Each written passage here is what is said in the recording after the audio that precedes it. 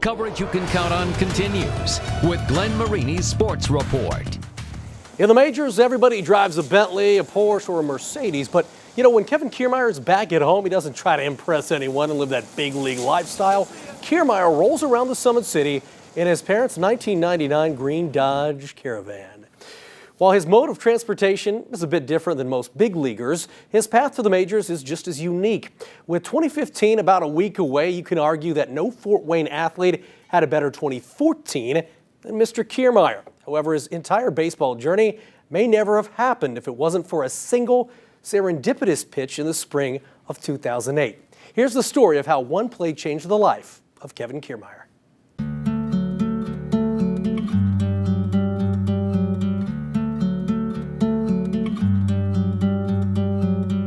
That's where it all started. I mean, if I'm being realistic, that's where it all started, that pitch against Adams Central. And, if that doesn't happen, this doesn't happen. So, funny how everything works out. And like I said, I'm a firm believer everything happens for a reason. And, that kid swung at that pitch and missed it. We won that game, and, that's where everything took off for me. Kevin Kiermaier has faced thousands of pitches during his time in baseball, but the one that changed his life, the one that made his major league dream possible, is actually a pitch he threw as a senior at Bishop Luers while pitching against Adams Central at Woodland High School. I know it was a sectional championship game. I was pitching, and I know we went to extra innings.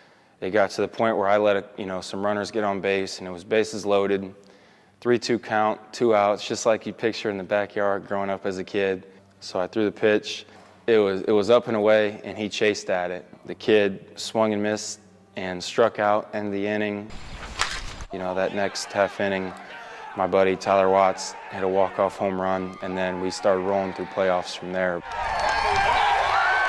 Kiermaier didn't have a single offer to play college baseball at that point, but at semi-state, a coach at Parkland Junior College liked what he saw.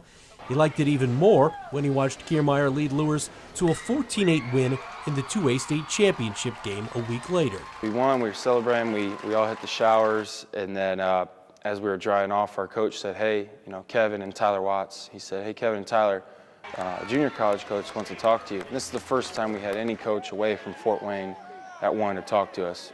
Went out there and he introduced himself to us and said, hey, I'm Matt Kennedy, I'm going to be a head coach at Parkland Junior College in Champaign, Illinois. He said, I love the way you guys play and I'd love for you to come check it out. And we said yes right then and there. At Parkland, Kiermaier became known for his tireless dedication, using the lines in the dorm parking lots to run agility drills. His willingness to do whatever it took made Rays scout Tom Houston take notice.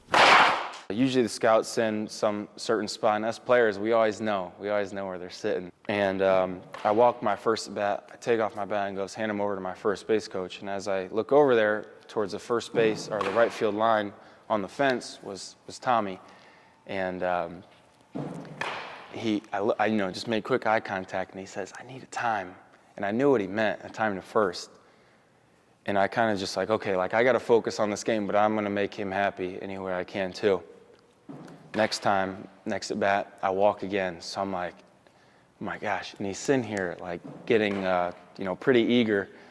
And third time I walk again, and I'm like, you have got to be kidding me. I throw my bat down, and I just take off sprinting. Run through first base like I hit an infield single. And I look over at him, and he goes like that and winked at me and just gave me a little fist pump. And he was happy with my time. Happy enough that Houston put in Kiermaier's name for the Rays to draft. It's just that pick came a little bit later than Kiermaier had expected.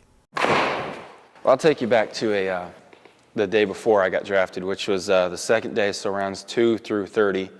I was told I was going to go anywhere through the 8th to 15th round. So I had all my buddies over, had a draft party. As that day went on, I was like, okay, what's going on? 8th round went, 15th, 20th, 25th. And that concludes the second round of the 2010 amateur first player draft. I'm like, you've got to be kidding. And it was just such a buzzkill. All my buddies were like, well, they were leaving that next morning, and they're like, well, good luck, man. Sorry it didn't work out. But the next day, the phone rang, and it was Houston and the Rays taking Kevin in the 31st round, the 941st overall player drafted. For me, I said, I don't care about the signing bonus or 31st round. If I come out here and play the way I'm capable of, I know that I can succeed in this game. It's all about the opportunity, and I've made the best of it so far and plan on keep doing the same thing. After 4 seasons in the minors, Kiermaier seized his opportunity last season in the bigs. The rookie outfielder hit .263 with 10 home runs and was a finalist for a Gold Glove. That's an opportunity he knew wouldn't have come without that Adams Central batter swinging and missing at a pitch out of the strike zone 6 years ago. Yeah, and everything in life, life can be a mystery with certain things happening at certain times, but my whole career ever since I've started pro baseball, I've kind of said, if I don't make that pitch right there, and let's say we lose that game and I don't get looked at by Parkland, then I don't think I'd be sitting here right now.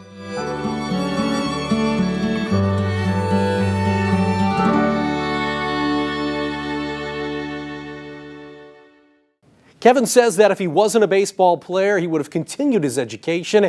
He was majoring in criminal justice and says he probably would have become a cop. That does it for sports. We've got more coverage you can count on coming up after the break.